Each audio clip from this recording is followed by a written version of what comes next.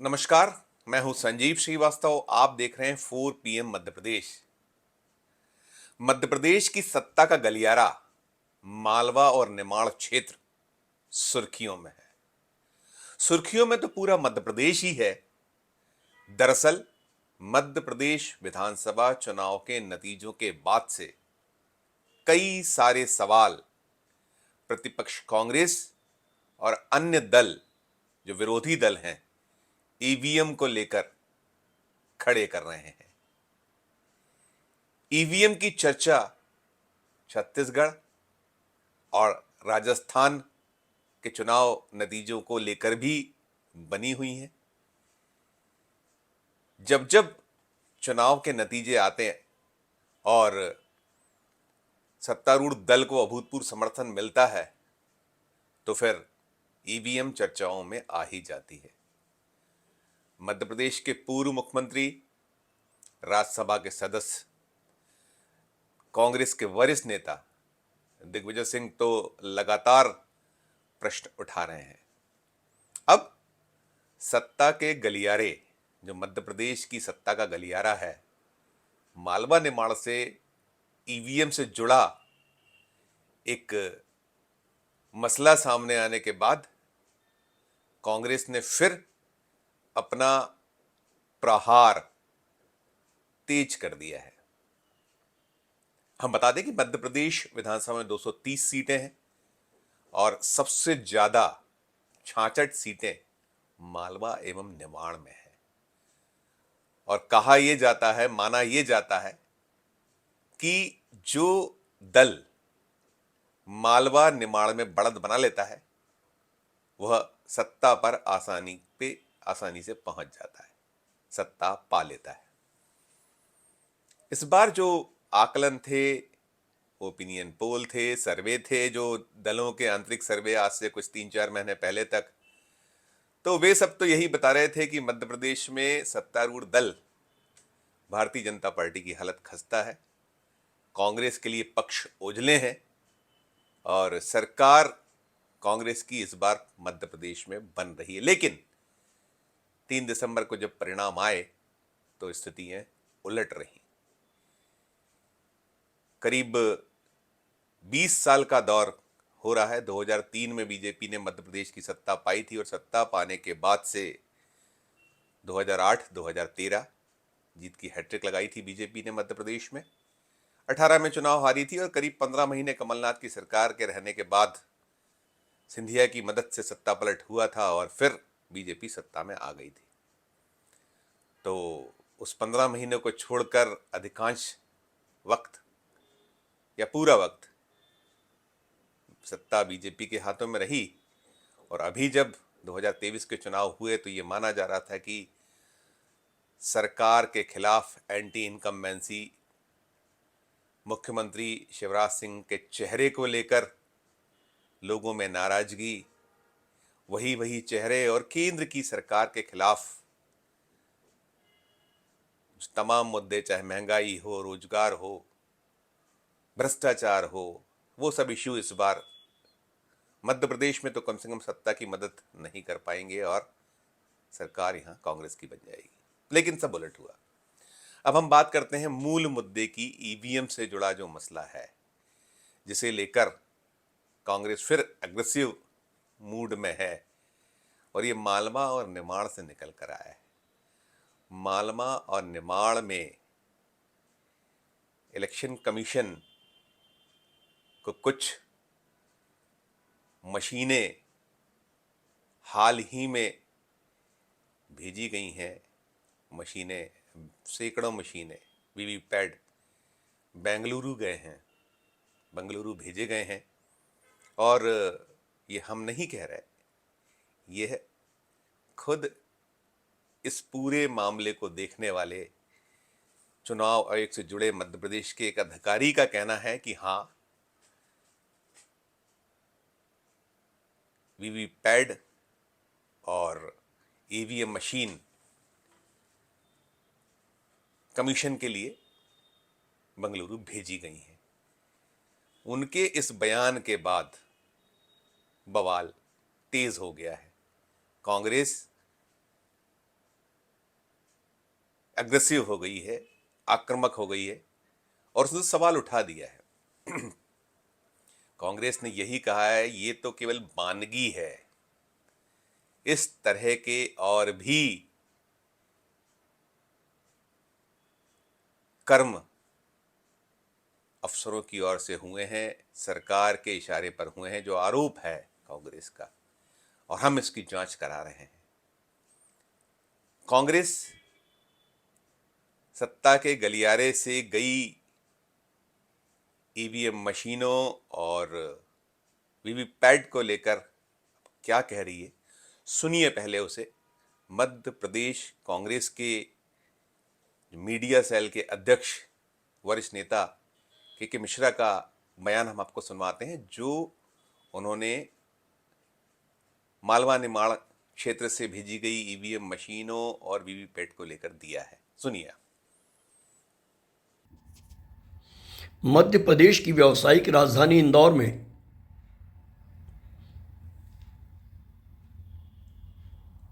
लगभग 700 ईवीएम और 800 वीवीपैट मशीनें दुरुस्तीकरण के नाम पर बेंगलोर भेजी गई हैं। ईवीएम को लेकर पूरे देश में चर्चा है कि उसका दुरुपयोग किया जा रहा है, उसकी निष्पक्षता को कलंकित किया जा रहा है। उस दौर में चुनाव परिणाम आने के तत्काल बाद ही इतनी जल्दी क्या थी कि इन मशीनों को बेंगलोर दुरुस्तीकरण के नाम पर भेजा गया है? क्या संबंधित अधिकारियों ने सभी राजनैतिक दलों को इस बाबत कॉन्फिडेंस में लिया था? हो सकता है कि मुझे जानकारी नहीं हो, मगर रिटर्निंग ऑफिसर को यह स्पष्ट करना चाहिए कि अन्य दलों को इसमें कॉन्फिडेंस में लिया गया है, और यदि नहीं लिया गया है तो क्यों? इंदौर जहां कांग्रेस को पूरी तरह उम्मीद थी कि 9 में से 5 सीटें या 4 सीटें कांग्रेस जीतेगी और आधी आधी सीटें पर भारतीय जनता पार्टी और कांग्रेस की विजयी होगी, वहां 9-0 का रिजल्ट, लाखों से लोग जीत रहे हैं। यह हमारी उस शंकाओं को बल दे रहा है कि यहां ईवीएम का पूरी तरह दुरुपयोग किया गया है। इस बात की जांच हो कि क्या यह प्रक्रिया नियमानुसार हुई है, और नियमानुसार नहीं हुई तो क्यों। सुना आपने? यही आरोप तीनों राज्यों, जो तीनों हिंदी भाषी राज्य हैं, चाहे वो मध्य प्रदेश हो, राजस्थान हो या छत्तीसगढ़ हो, इन राज्यों के नेता उठा रहे हैं, आरोप मढ़ रहे हैं। हालांकि सत्तारूढ़ दल बीजेपी, उसके घटक दल, उसके नेता तो यही कह रहे हैं कि अब चुनाव में करारी हार के बाद कांग्रेस के पास कोई विकल्प है नहीं। जनता ने हराया और दोष अब ईवीएम और वीवीपैट या पूरी प्रक्रिया को दिए जा रहे हैं। पाक साफ प्रक्रिया, फ्री एंड फेयर जो चुनाव हुए हैं, उसको कटघरे में खड़ा करके कांग्रेस अपने आप को छोटा कर रही है, ये तक कहा गया है। हम चलिए पहले उस बयान को भी सुनवाते हैं जो इंदौर के अधिकारी ने मीडिया के समक्ष दिया हुआ है, जिसमें वो मान रहे हैं कि हाँ, कई सैकड़ा ईवीएम मशीनें, वीवीपैट कमीशन के लिए भेजे गए हैं। क्या कुछ कहना इस बारे में उनका है और क्या दलील वे अफसर दे रहे हैं, आप उसे भी सुनिए पहले। अभी अब जो ईवीएम डिफेक्टिव निकली थी, हमारे यहाँ द्वारा जो एफएलसी की जाती है, कमीशनिंग की जाती है, मॉकपोल होता है, इसके दौरान जो ईवीएम ख़राब हो जाती है, उसमें किसी प्रकार की कोई एरर आ जाती है, तो वो मशीनें सब डिफेक्टिव मशीनें हो जाती है। वो इन सब मशीनों को 7 से 10 दिन के अंदर जो काउंटिंग होती है, काउंटिंग से 7 से 10 दिन के अंदर बेंगलोर भेजा जाता है ताकि उनकी रिपेयरिंग हो जाए। कितनी है ऐसे? इंदौर की यदि अपन बात करें तो इंदौर में 99 CU BU है और लगभग नहीं तो 55-56 के लगभग वीवीपैट है। इस प्रकार लगभग 150 EVM इंदौर से जाएगी और यहाँ पे इंदौर से नहीं पूरे संभाग, इंदौर संभाग और उज्जैन संभाग से EVM बुलाई जा रही है, क्योंकि इसे कंट्रोल रूम बनाया गया है और ये सेंटर हैगा।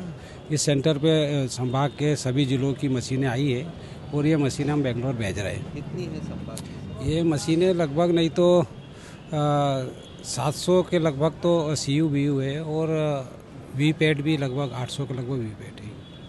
सर अब इसके बाद जो हमने चुनाव में यूज़ की हुई मशीनें हैं उनको कितने दिन हम यहाँ रखेंगे उसके बाद? नहीं, चुनाव में जो यूज़ मशीन है वो 45 दिनों तक रखी जानी है और 45 दिनों में यदि कोई रीड याचिका या कुछ लगती है तो वो उस समय तक रखी रहेगी जब तक कि फिर कोर्ट का कोई अगला आदेश नहीं आ जाता।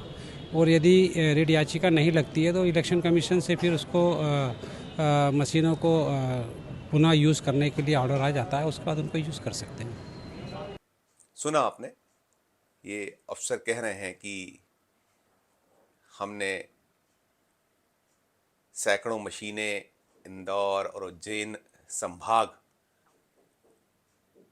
से सुधरने के लिए भेजी हैं, वीवीपैट भी भेजे हैं। अब सवाल यही खड़ा किया जा रहा है कि मिश्रा ने तो साफ कहा कि हमें इंदौर में 9 में से 5 सीटें जीतने की उम्मीद थी। हम मान कर चल रहे थे कि हमें यहाँ 5 सीटें मिल जाएंगी और 4 तो मिलना ही मिलना थी, लेकिन हम 9 की 9 हार गए। और सचमुच ये 30 बरस के बाद चमत्कार हुआ है।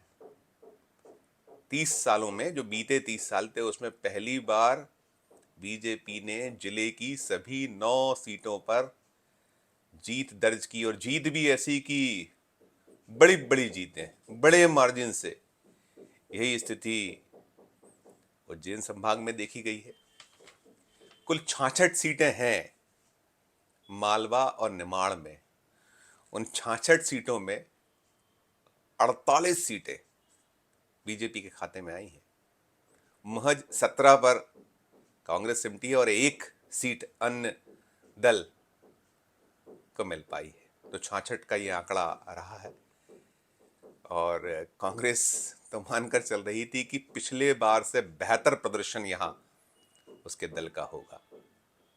पिछली बार जो 2018 में कांग्रेस सत्ता में आ पाई थी, उसमें बहुत बड़ा योगदान मालवा निमाड़ का था और बीजेपी से वे इस क्षेत्र में आगे रही थी। लेकिन इस बार हालात पूरी तरह से उलट रहे हैं और ना केवल मालवा निमाड़ बल्कि भोपाल नर्मदापुरम जो क्षेत्र है, संभाग है, वहां भी 36 में से 31 सीटों पर बीजेपी ने कब्जा जमाया है। इन क्षेत्रों में भी, इन संभागों में भी कांग्रेस बड़ा आशान्वित थी। वो मानकर चल रही थी कि इस बार ये कमजोर क्षेत्र रहता आया है। भोपाल और नर्मदापुरम जो संभाग है कांग्रेस की कमजोर कड़ियों में शुमार रहा है, लेकिन इतना कमजोर। और अभी जो हालात थे इस बार, उसमें तो प्रेक्षक भी मान रहे थे, आकलन भी आ रहे थे, सर्वे भी कह रहे थे, ओपिनियन पोल भी बता रहे थे कि कुछ स्थितियां सुधरेंगी। कम से कम 1.5 दर्जन के लगभग सीटें कांग्रेस को मिल जाए तो आश्चर्य नहीं होगा, लेकिन कांग्रेस मात्र 5 सीटों पर सिमट कर रह गई। फिर ऐसा ही महाकौशल में हुआ। जो मुख्यमंत्री पद के दावेदार थे, कांग्रेस का चेहरा थे कमलनाथ, उनके अपने क्षेत्र 38 सीटों में 22 सीटें वहां खोई। सबसे ज्यादा अचंभा यदि किसी क्षेत्र को लेकर कांग्रेस को हुआ तो ग्वालियर चंबल था। ग्वालियर चंबल में जहां पिछली बार जबरदस्त बढ़त बनाई थी और सत्ता पाने में कामयाब हुई थी, कांग्रेस खिचड़ी सरकार बनी थी, कुछ 2 नंबर कम रहे थे, 114